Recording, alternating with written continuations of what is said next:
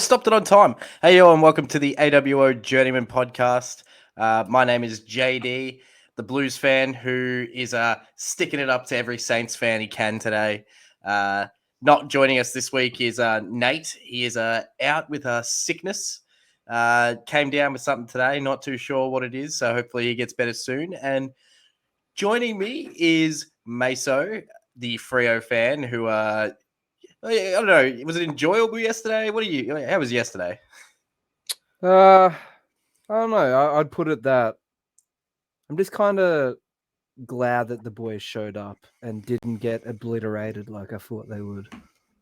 I think we all thought you were going to get obliterated, but you didn't. You showed up. You played well.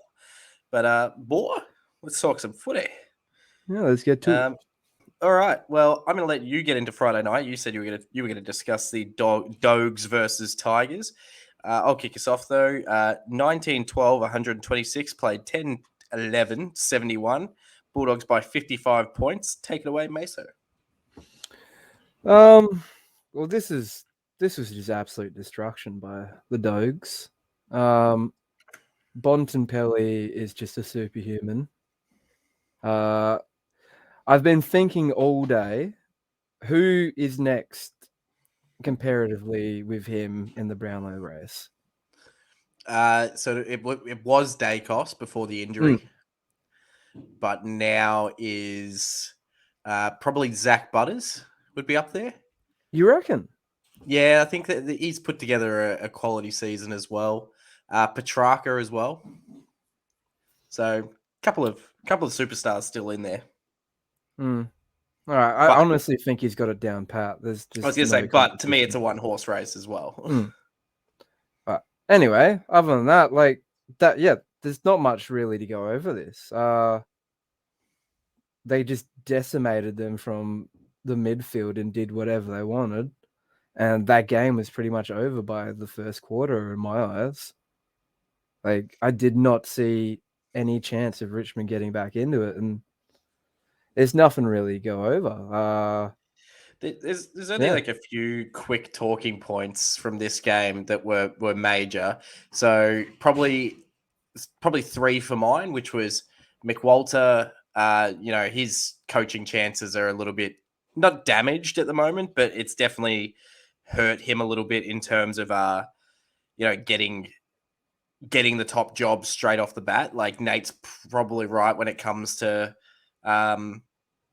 depending where they finish, if he'll get the job straight off the bat or not. And it looks like he's going to have to fight for that position now because they've dropped a decent way off of just one loss.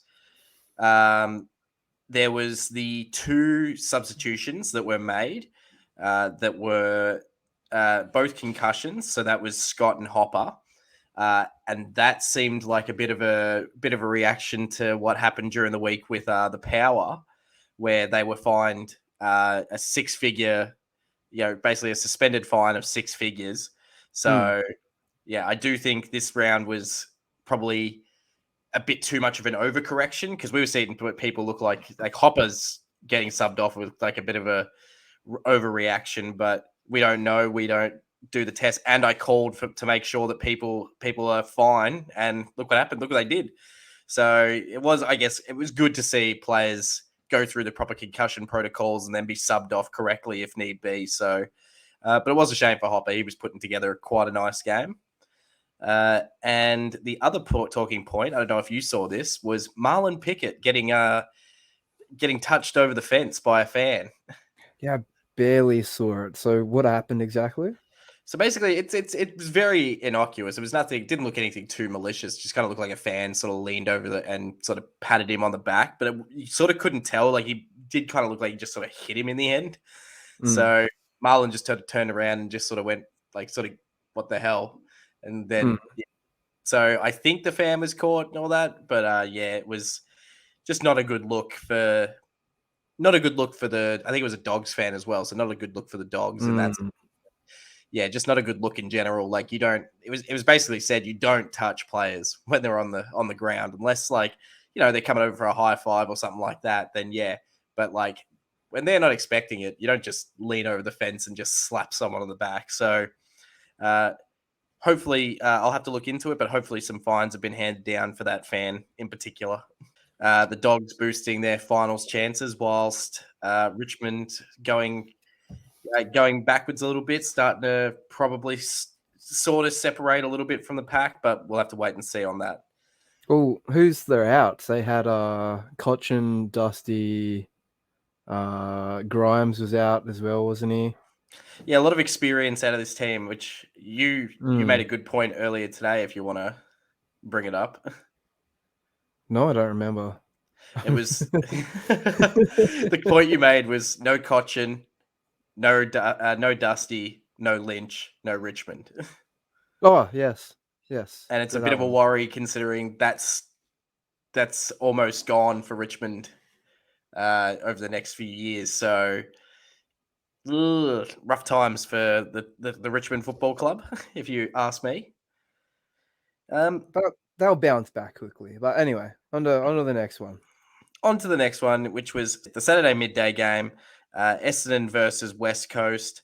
10-13, 73, played 11-6, 72. Essendon by a singular point in quite possibly the most disappointing victory of their entire season. Brad Scott said that he, in a sick way, was almost happy this happened to the team to give them a bit of a reality check, to maybe make them feel like they're not getting too far ahead of themselves. Because, yeah, I can sort of see where he's coming from in that sense. Like, getting a scare from a team like the Eagles at this time of year would probably actually does make the players reevaluate themselves and make them go, maybe I wasn't putting in 100%. Maybe I wasn't doing this on the training track. Maybe I wasn't, makes you sort of reevaluate what you are as a player. But the problem is you also almost went down to the Eagles. So very spirited performance by the Eagles here, though. I thought Essendon had them dead to rights in the second and third quarter. But midway through that third, Eagles just stepped on the gas and just made a comeback that I don't think any of us saw coming. And next thing you know, it was them in front, and then a crucial Kyle Langford goal that sealed it for the Dons. So yeah, they used their get out of jail for free card and did just that. They got out of jail because they were about to have probably except for a game that happens later this round, probably one of the biggest upsets of the year had they pulled it off. That was just a hard watch. It was a nail biter, but like a hard watch at the same time. It was just sloppy as all heck. Just the forward entries by Essendon were just absolutely dog shit. They could have put them away so many times, and it was just so many like little last bit decisions and whatnot, and the forward entries and all that crap. They're just that final piece to forward connection, or they would just have one shot and it would just completely come off the boot and fucking end up just ruining a chance, and then West Coast would fly back the other way. I'm absolutely falling over my words here.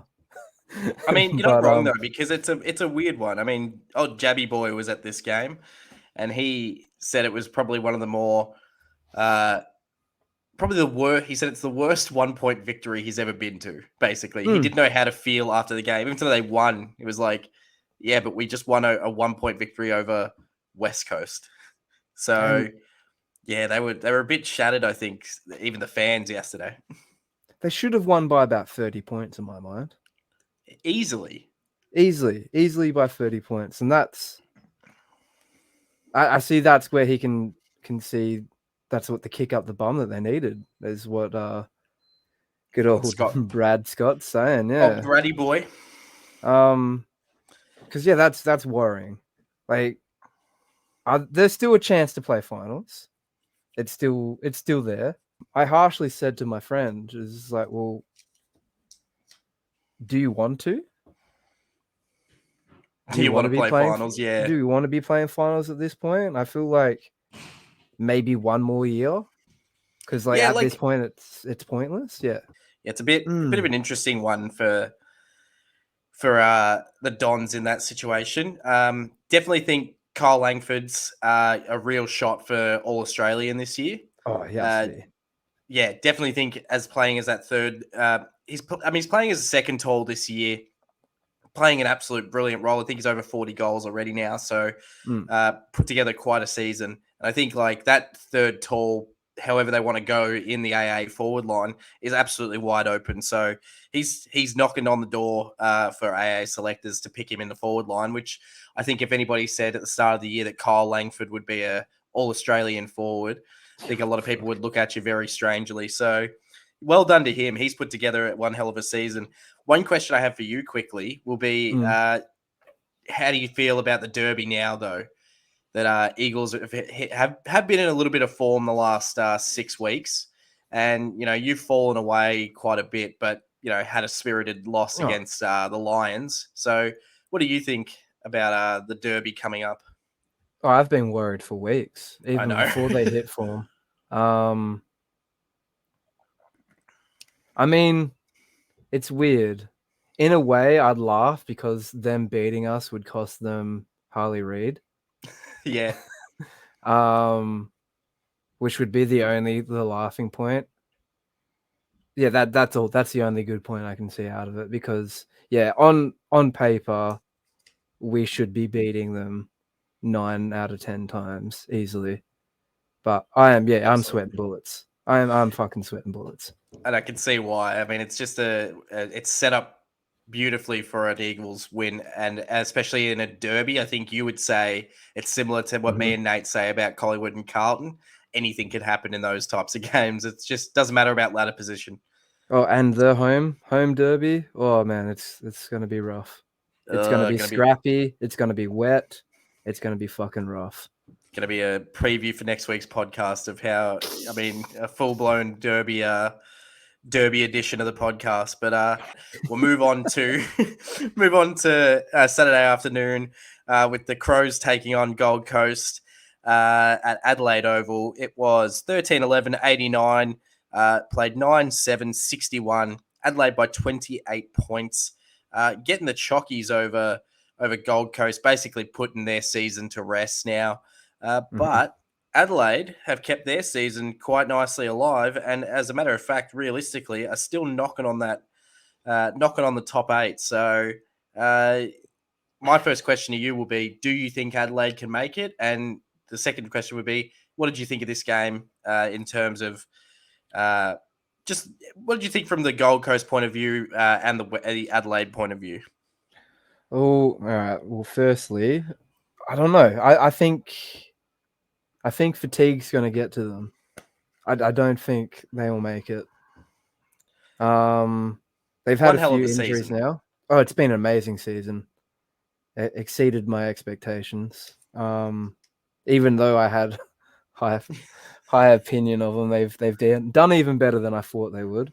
So I think the difference between in this game was Adelaide's ability to punish from turnovers. They outscored the Suns 24-7, and it's just, and that was just in the last quarter alone. So it's really killing the Suns. Just being on that cusp still, not being able to get there. I think they thought that they could keep their season alive. There's still a mathematical chance once again to make it, but to me, they're just absolutely done from this point onwards. They're just going to try and be a bit of a headache for other teams at this point. From the Adelaide point of view, they're just flying at the moment, pushing themselves well and truly for that top eight chance. And I definitely think that they're definitely one of the teams that's possible to do it still. I know, like you, I do agree with you. I do think they potentially, if anything's going to cost them, it's going to be them running out of legs. But they're any shot for mine to still get themselves in. If they were a sneaky to get into 8th position, would not surprise me at all. They've played some really quality football this year. And I just think that it's been a masterclass this year in terms of moving people around, bringing certain new players in. And to be fair, they're still doing really well with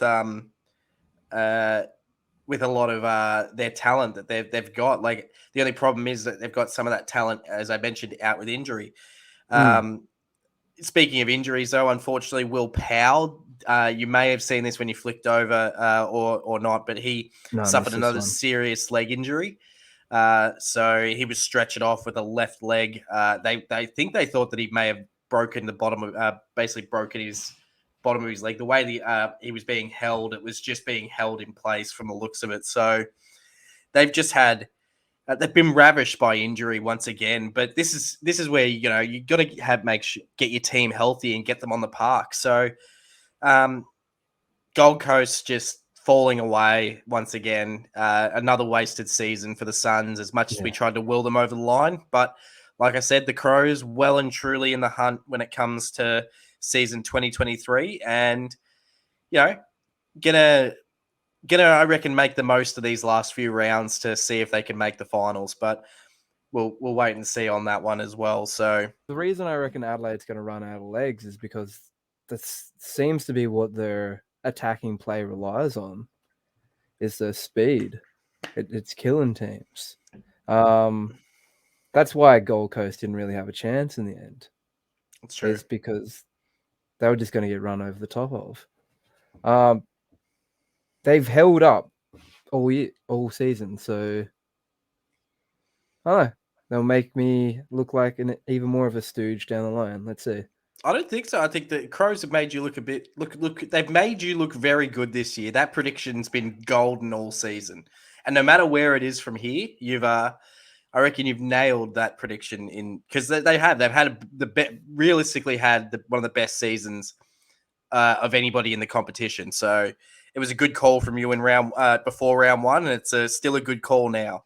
But I tell you what, this Saturday afternoon game was just absolutely fun to watch. From a Hawthorn point of view, especially from a biased Carlton fans point of view. But at the MCG, Hawthorn taking on Collingwood, 16-9, 105, played 11-7, 73. Hawthorn by 32 points. Collingwood just couldn't fire a shot. A shot on Saturday afternoon. They got absolutely to me, they just got picked apart by Hawthorn with nothing but pressure. And as Nate would point out perfectly, their game style just holds up. And it seems to be, you play your game style throughout the whole game against Collingwood, and look what happens. You can beat the best in the competition. Who would have thought? You don't have to get spooked by them every single week. They definitely had some great pressure, great intensity. Collingwood have got the fumbles at the moment for mine. That was one thing that I've really noticed with Collingwood the last few weeks is they've just been fumbly. It was noticeable in the Brisbane game earlier this year, and it's been noticeable the last few weeks. When Collingwood get the fumbles, they more often than not, I think, lose the contest. So, and that usually is from pressure and taking it to teams like Collingwood. So that's one thing Hawthorn had in their minds this day. They just hunted and hunted and hunted and made sure that Collingwood had no space and basically just ate them alive by the end of the contest. They had no space to think, no space to move. And then by the end of the game, they were also absolutely ravished by injuries as well. So I don't buy into, I'm sure you probably you may have seen it, you may not have been in Perth, but a lot of media in Melbourne's been talking about how Collingwood's done. They can't win the flag from here, all because of Nick Dacos' injury. What do you think on that? I've been getting shitty at it all morning, to be honest. All those ones, all of them have been pretty much saying the same shit. Which is, the collie wobbles, it's over, teams have got them figured out, that's the premiership season done. And it's like, Jesus Christ. They'll blow anything up the media. That's so overreactionary. They love a good blow up. They tried to blow up Carlton earlier this year. Now they're trying to blow up Collingwood for no reason. Collingwood are going to be fine. Let's be honest. This was just a very spirited performance from Hawthorn, who have taken some very, very nice scalps this year. So St Kilda, Brisbane, and Collingwood. Very, Oh. very well done by Hawthorn, considering the two teams that are below them, but they've still got a long way to go to get themselves to that next level. I'm going to pump these bastards up. That midfield is going to be absolutely terrifying in the next couple of years. My God. Will Day led and by Meek? Meek, Reeves, freaking Warple, Newcomb, Will Day. That's terrifying. Who was the other one? Weedle, I believe it is as well. Like fucking Pokemon Weedle. I kept having a giggle every time I'd say his name, but Is he it was Weddle? a live wire. I think it's Weddle. It's Weddle, Yeah. but we'll call him Weedle. Let's be honest. We're the AWO Journeymen. We come up with great nicknames on this podcast, and we'll come up with the least original one for him. So, one question I have, actually, no. Let's go back to keep pumping up this Hawk side, because you're right. They do deserve a bit of love, and we probably haven't given them enough this year. Sam Mitchell gets the best out of this team, doesn't he? There was this comment about Ross Lyon where it was he's ringing the drops out of basically whatever's left of this St Kilda side, and we'll get into that a bit later. But Sam Mitchell's forget about ringing it out. He's getting every fucking last drop out of these guys, and like you said, I think they're definitely going to run out of legs. But to do this late in the season realistically, it was a full strength Collingwood going in on the day, and only got injured throughout the game. So, realistically, what an effort from Hawthorn, 4-quarter effort had, and realistically led from the front by their captain. Sicily is, we've said it a few times on this podcast. No Sis, no Hawthorn. He's just the heart and soul of this team, and just you take him out of it, and just I don't see a very competitive Hawthorn side, but that's just me. I think that's coming. He's just that heart and he's just that heart and soul that just drives this. He's the engine room for this team, and you could see it all day. He was just finding ways to get his team over the line no matter what. So, yeah, Hawthorn by 32 points, I don't think anyone saw. So, well done to the Hawthorn Football Club. All right. One more thing about Hawthorn. Yep. When your coach is the bad guy from Cobra Kai, the original, he's gonna get the most out of you, and they're gonna be vicious. He's gonna get you. Sweep the leg. Put him in a body bag. One thing that was pointed out was that Hawthorn 14-3 against the Pies since 2012. And Collingwood do have a massive fortnight coming up. So top spot on the ladder still wide open, which, was also affected by the game we've got next, which was down at GUMBA Stadium. Geelong getting over the top of Port Adelaide, 14-13-97, played 12-13-85. Cats won this by 12 points.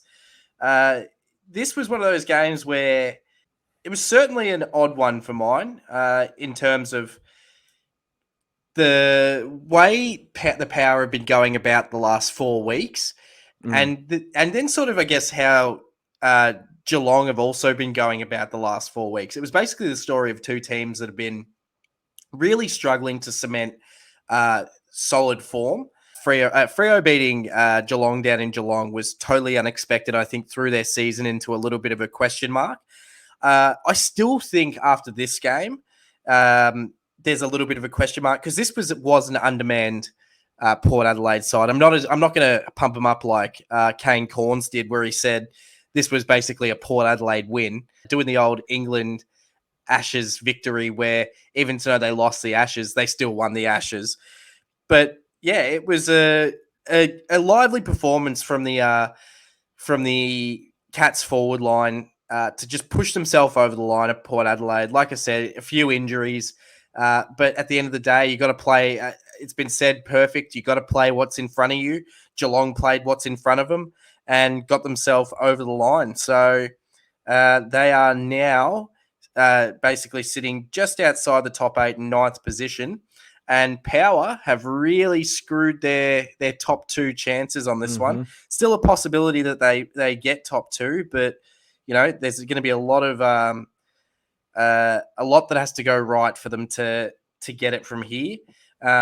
Which I can't believe I'm going to say it after what I was saying earlier this year, but now I'm starting to see, I will say this is also almost blowing it up like we were about Collingwood, but I could also see them now going out in straight sets based on the last month.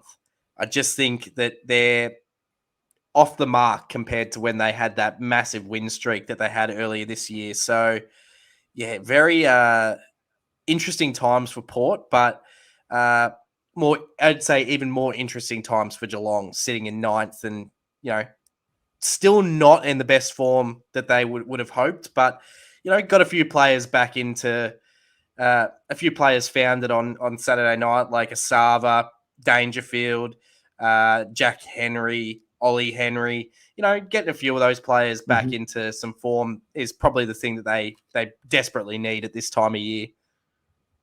Well, yeah, I feel like they're going to hit the straps right about now. It's going to be perfect for them. These bastards are going to be playing the finals again, whether we like it or not. Somehow they'll make it. With Port, injuries have come at the worst time for them in such crucial areas. Yeah.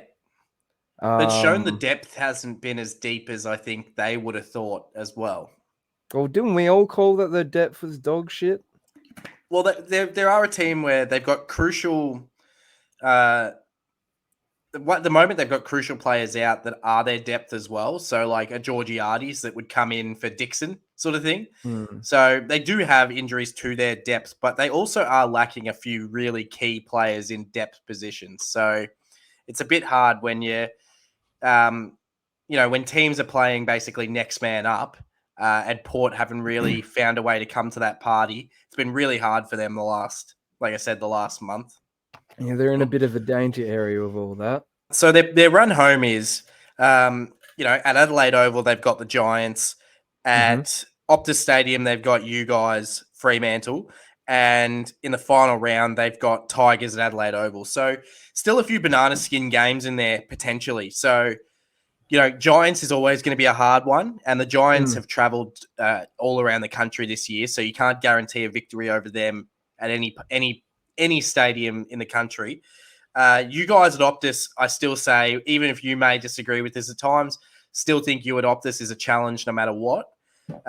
And Tigers have proven many a time they can go over to Adelaide Oval and win. And especially if they're out of finals contention, we know Tigers will probably just go for the throat in terms of trying to make a team. Oh, yeah, definitely. Just have a bit of a headache going into finals. They're ruthless in that sense. So it's a very tough finish to the year for Port, but also probably a little bit easier than some of the other teams that are in a similar position at this time of year. So very doable.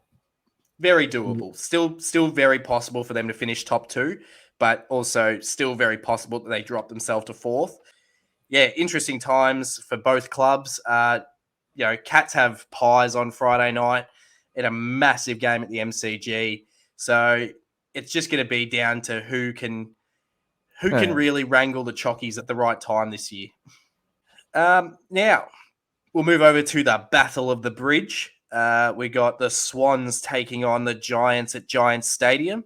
So 12-13-85, played 15-6, 96. Swans by 11 points. Another game where, the Giants' finals hopes take a little bit of a hit. They're still within the 8, but the Swans, they're just knocking on the top 8 now. So half a game outside. They're just behind Geelong on percentage as well. It's a race that they didn't think. I don't think anyone thought they'd be in, but now they're every shot to play finals as well. So this has been busted wide open by the Swans, and once again, look like they're going to find a sneaky way to somehow play finals. Which I was going to put out there, if they make finals, could Buddy potentially turn around and say, "No, I'll play"? No, I doubt it. I doubt it too, but it's just fun to float that one out there to think like he could just backflip on it. I'll give you one guess from Sydney who dominated this game. He's our boy. We can't nominate him because we know that he's way too much of a talent. Or Golden or Amadi? Our boy Errol. Errol had another sensational game. 32 disposals, 2 goals, 25 kicks, 7 handballs, 5 marks, 7 tackles. He was phenomenal once again. But the big story for mine coming out of this game, guess what started to finally show what's coming for the future? The Swans forward line. So Hayden McLean and Joel Amadi throwing a party down in the forward line. So they kicked 6 goals between them. So 4 for McLean, 2 for Amadi. You know, that's all they need to start doing, especially when McDonald gets down there as well. They're going to start being a little bit of a powerhouse, I reckon. So I might have jumped a little bit too soon on the Swans earlier this year about their forward line, but they're starting to show what these players have capability-wise. So, yeah, I just think it's great to see what the Swans are potentially going to unleash on the competition. I don't know. I don't reckon they hold on to McDonald for much longer. Well, who knows? Fingers crossed for Swans fans, but I would agree with you. If they're going after Barras, like it's been rumoured, to replace Rampy probably, they're going to have to give up something hefty. It's true, but they did also lose out on TDK, so potentially there is going to be still that salary cap because they were offering him close to $1 million as well. So, yeah, so I still think they've got the cap space at the moment to get another player like that over the line. But yeah, this was probably not too much of a. It's a big game in terms of the season, but it's the Battle of the Bridge, and we just don't give a fuck. This game was bullshit. The one time that I backed the Orange team, and then Sydney came in with like the aim bot and just fucking MLG quick scoping from fucking everywhere. It was bullshit, and I just got angrier as the game went on. Didn't you? At one point? How many goals did Sydney kick straight? Like 12 or 13. Insanity. It was something bullshit. You don't see. So what do you do against that? You can't, and especially when the Swans are getting you on defensive half chains. Scored 51 points through that avenue. They're going to kill you any team's going to kill you any week from that happening. So, yeah, I just think it's a bit of a blow to the Giants, but as I said, a big win for the Swans, who realistically now are just every chance to play finals in a season that everybody had written them off. They look amazing. Let's see how they go. I'm interested. You have intrigued me, Swans. Intrigued. Speaking of a little bit of intrigue, we'll move to Sunday. There was a bit of intrigue behind this one. Kanga. Roo. I could not believe what the fuck I was seeing on Sunday afternoon. I'll get into it. North Melbourne, 10-11-71, played 15-13, 103. Melbourne by 32 points. But the Kangaroos started this game like a house on fire. Oh, fuck. Yeah, they came. They came to the show, that's for sure. They came to play and then some. They were absolutely out for blood early. Couldn't sustain it at all. But if this is the game style they want to bring, I tell you what, that's going to be a lot more entertaining than some of the shit they've been dishing up the last few weeks. Now, North are going to get barely any of a mention. We're done with talking about North. That's a team like the Eagles that doesn't need a mention. We've gone over every fucking problem we can with that club. They know every fucking problem they've got with that club. They don't need to hear any more shit from us. But at the end of the day, better effort from North this time round, but Demons too strong as usual. They were always going to get themselves over the line. Strong performances from Petrarca, Brayshaw, Gawn, Neil Bullen, Salem, Viney. The typical suspects. Yeah. The typical suspects. They're just going to roll into next week against Carlton. with a heap of confidence. The thing that I reckon they've got to hope is that they don't have another slow start. It's been a little bit of a trend for them lately, but they've been able to stem those slow starts back and work their way back into the game and win. So that's all you need to do at the end of the day. And a lot of people have now jumped them into their premiership favourites. It's funny, you talk about overreactions. So there you go. What Melbourne the have fuck? slowly become a lot of people's premiership favourite over Collingwood now because they're the informed team of the competition. What, did you guys die? Who knows, mate? Who knows? But that's how little I'm going to talk about this game. If you want to if you want to add your 2 cents or anything like that, that's No, pretty much North Melbourne came and they blew their load, and then fucking Melbourne flexed the guns and went us, and then that was it. All right, we'll move on to a game that I was at Marvel Stadium. It was St Kilda versus Carlton. What team were you supporting? Wouldn't know. Wouldn't know. Up the Blue Boys. But 8-6-54 played 10-13-73 in a Carlton comeback victory in the second half. Something that I did not see coming at all. I know you still had faith in Carlton, but when it comes to bogey sides, St Kilda have had our number the last few years. So it was just really good to see us finally get over the St Kilda hump. Hang on. You're forgetting something, though. Over the last few years, they haven't had Ross the boss. It's true. You've nailed it. And this is where I want to just quickly say what a fucking boring game style it is to watch. St Kilda clearly went into yesterday and said, all right, we're going to keep Carlton to... The way we're going to win this game is by keeping them below 60 points. Mm-hmm. That was their goal. They didn't achieve it, but you could tell that's what they were aiming for. Mm-hmm. They sacrificed a man to take on Curnow, which I got to admit, Carlton didn't take advantage of that enough in terms of being able to find any open man inside the 50. We instead just kept blazing away and kicking it long. But at the end of the day, we got that right near the end. And boy, oh captain, my captain, Paddy Wow basically kicking the sealer and bringing the roof off of Marvel Stadium.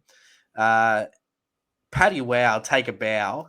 He has finally delivered, and he's finally got himself to a point where he's in the side. He's playing, hopefully gets a little bit of a consistent run at it towards finals. And for mine, plays as sub in finals or is getting a full game in finals. I'd be happy to see both. But I reckon he was also auditioning for his new club. I reckon St Kilda would be having a real hot look at him because it's one player that they need is a bull like that in the midfield. You're another team that would benefit from looking at Paddy Dow in your side. There's a few clubs that would benefit from looking at it. So I think he's put together a good little resume for himself to go here. I might be able to help your side and push you a little bit closer to a flag because I think he really has worked on his craft quite nicely. So I hope that we get him over, basically either get him in a new contract or he gets to play full time at another club and actually gets to go through it. I don't know. I don't think we need another fellow like that. I don't know. But yeah, so this game was, I reckon, all about the Saints. Saints injuries and fitness catching up with them. They've just had, they've been ravished over the last few weeks, and it's just sort of finally caught up to them. We were talking off air about King, and how he shouldn't have played and things like that. I just think it showed through massively that they're finally starting to run out of that steam. And as I said to you before, Ross Lyon's trying to wring whatever he can out of this team. And there's just not a lot left when it comes to effort. Their first half was brilliant, second quarter in particular, but just couldn't get themselves over the line in that second half. And Carlton were just too strong and now become a bit of I can't believe I'm going to say it, a bit of a smoky for the flag. I know. And I'm not the one who, and you want to know something even funnier? I'm not even the one that said it. It was Nate. So, yeah, don't think I would have thought that. It's a wild, and Nate's right as well. It's a wild card, but at the end of the day, they've played what's in front of them. They're to me, for mine, the informed team in the competition. That's finally something I can be proud of and hold my hat on. So, yeah, well done, Blues. You finally have not let us down. But maybe I've just jinxed us, and we'll see how we go the next 3 weeks. Let's get into the final game of the round, which was a little bit of a heartbreaker, I guess, for you, but also a bit more of a surprise, I'm assuming, as well. So I'll just give the scores and then I'll let you take over. So 11-8-74, played 11-11-77. Brisbane by 3 points at Optus Stadium. What did you think of this one? Yeah, completely unexpected. We turned up. Hayden Young to the midfield. My God, what a revelation! Midfielder, Harry. What a revelation that has been. He's been exactly what we've needed. How weird is that he's gone? It's just been so beautiful in there. We've been calling for it for a little bit. The fans have, because he's been compared to Mundy, on so many different ways. And Mundy started on the half back and then moved into the midfield. Even his luscious locks. Yeah, even his blonde locks. But yeah, he's been amazing in the past couple of weeks. But I think what we saw at the end of the game there was him fading because his fitness levels aren't up there yet for what is required as a midfielder. Yeah. But anyway, enough about Youngie. Once again, the quiet achiever, Sarong, fucking killing it. What a boy. I'm just going to go over the Fremantle boys and then I'll go over how good Brisbane was, taking advantage of our errors. Schultze, amazing again. Heart and soul of the club. Jackson has the human Labrador, just kicking ass. Has put in a good few string of games, which has been amazing for his development and growth with the absence of Darcy. Liam Henry, he had a good game, but he did give away about 3 goals and turnovers, unfortunately. And I do have the feeling that he will be a Blue next year. Random. It's so random, but I don't know. You seem to like our players. He'll fit in fine with the others. You did bid on him initially as well. That's why I think you might be circling. It's a fair call, yeah. It's just I wonder if we filled that position in the meantime, because we sort of have. But yeah, continue going on. Anyway, Brisbane just held in there, took it to us. Every time we felt like we were getting away from them, they had an answer and they fired back. They caught us out with the over the back, quick turnover goals, which has been our weakness for years. So frustrating to see when you get it down one end, you try for several scoring shots, and then it just rebounds out for a goal. But credit to them, they did what was needed to get over the line. They any time that we felt like we were pulling away, they just dragged it back and punched us in the face, and then went harder. That's what is required as a top 4 side. I hope that they get over their MCG curse, and I do want them to go far in finals, but I am butthurt and salty over that game. As you would be. I feel the call against Wagner for that high contact against the bump, that was called high contact, kind of stole momentum from us and cost us the game. But ifs and buts, they did good and they deserved the win, and they got over the finish line, which has been rough for them to do playing away from home. So good on you, Brisbane. And I want to see a premiership medallion around Lockie Neal's neck, please. Old Chocky Neal. But yeah, I think you covered that beautifully. I don't think we need to cover much more. I think it was a good little test for the Lions late in the year. These sorts of I think Nathan called it best, a shit test. But it is good to get these at this time of the year, and especially at a ground that is very similar to the MCG at Optus Stadium. Especially because, they've needed a win like that at a ground like that. They just didn't fade out, which was really positive for them. They have had a bit of fade out over the last few weeks, over this year, realistically. So, it's going to be good to see if they can push themselves into that top 2 position, because it's like we said, it's anybody's game for top 4, surprisingly now. Again, everything would have to go wrong for Collingwood and Port and some of these teams. But at the end of the day, like, top 4 is still wide open in terms of where they are all going to finish. They haven't worked that out between them yet either.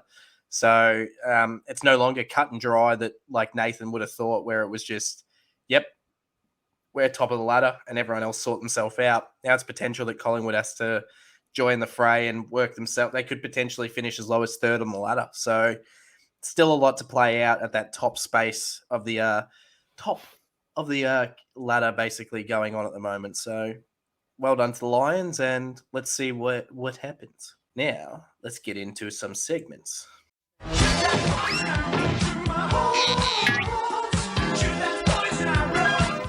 Bruh. I know how to kick you off. There's a man who came to your football club all these years ago and made you one of the most defensive pieces of shit in the competition and one of the most boring teams to watch. I hated your team for a very long time because of him. And he left in probably not the best of ways. Probably left the club high and dry.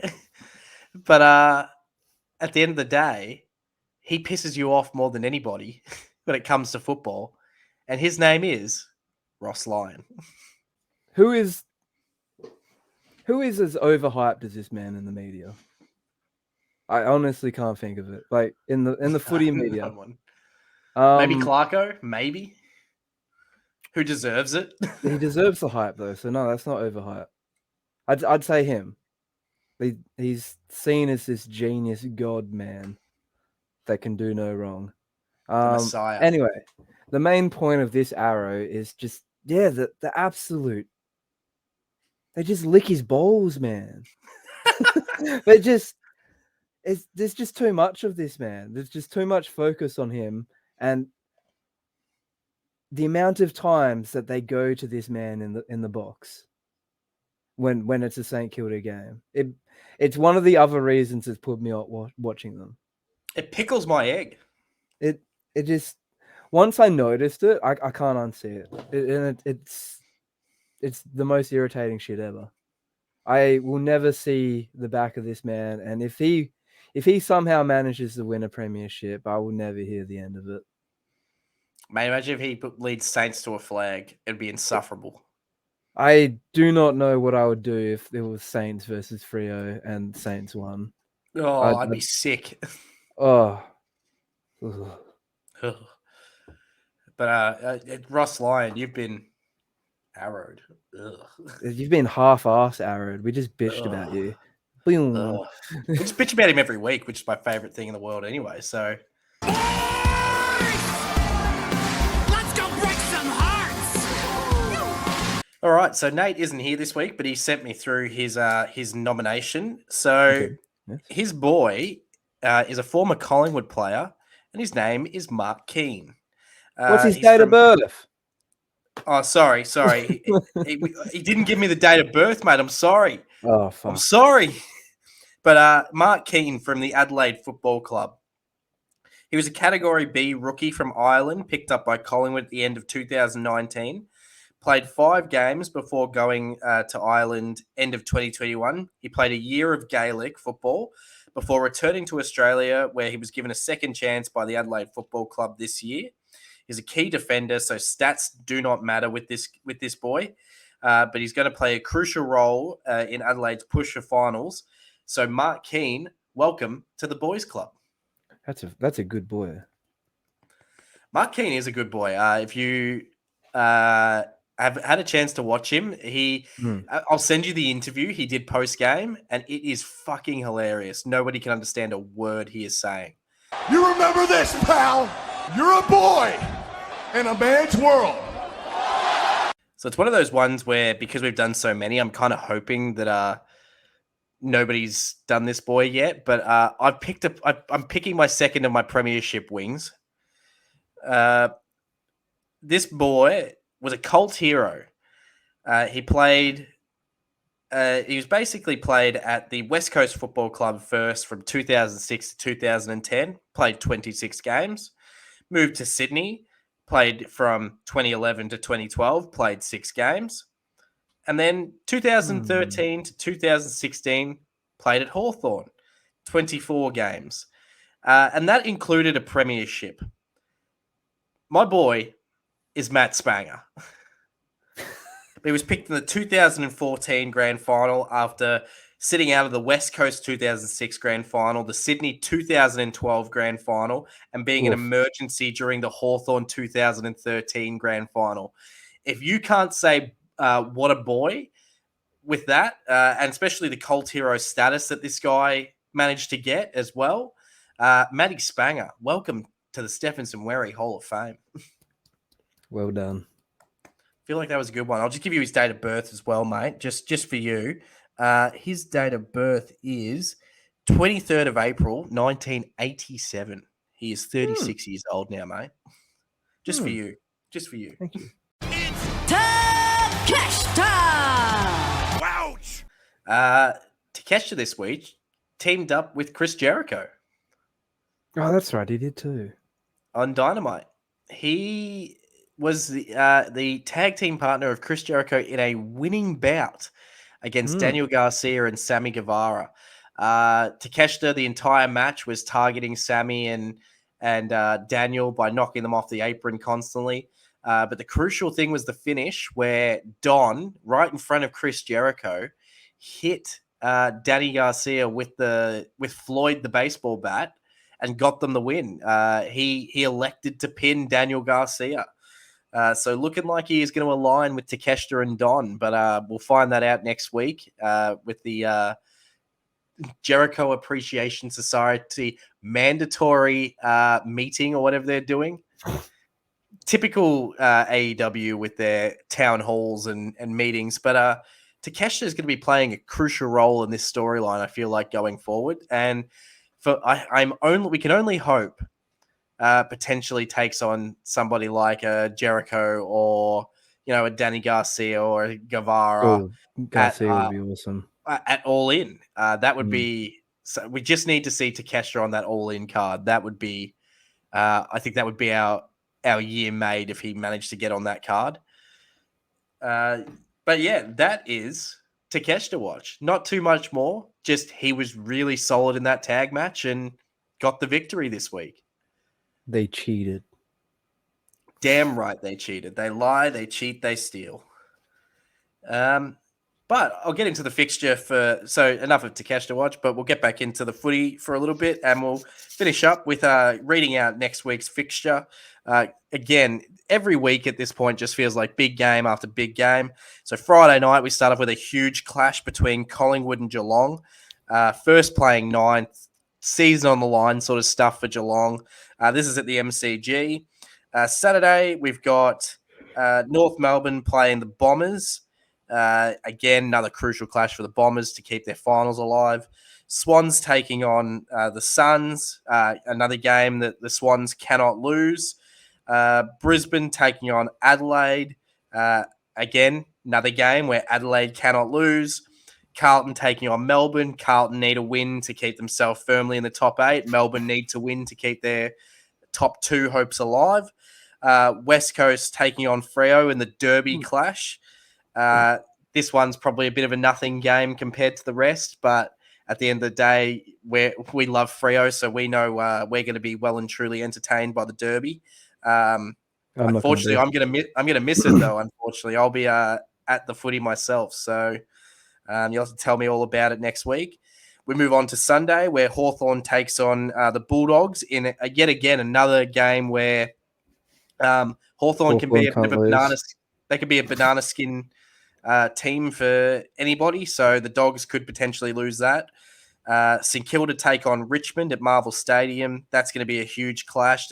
Richmond hate travelling to Marvel, so we all know that one. And Port take on the Giants. Big clashes all around. That one also has top 8 implications for the Giants and top 4 implications for Port. So massive, massive round 22 of football. Cannot wait. And we cannot wait to be at Demons versus Carlton this week. Going to be a bit of a fun watch, I think, that one. Hopefully. But we are the AWO Journeymen. Like, share, subscribe, all the good stuff on Instagram, Spotify, and YouTube. And please drink more water.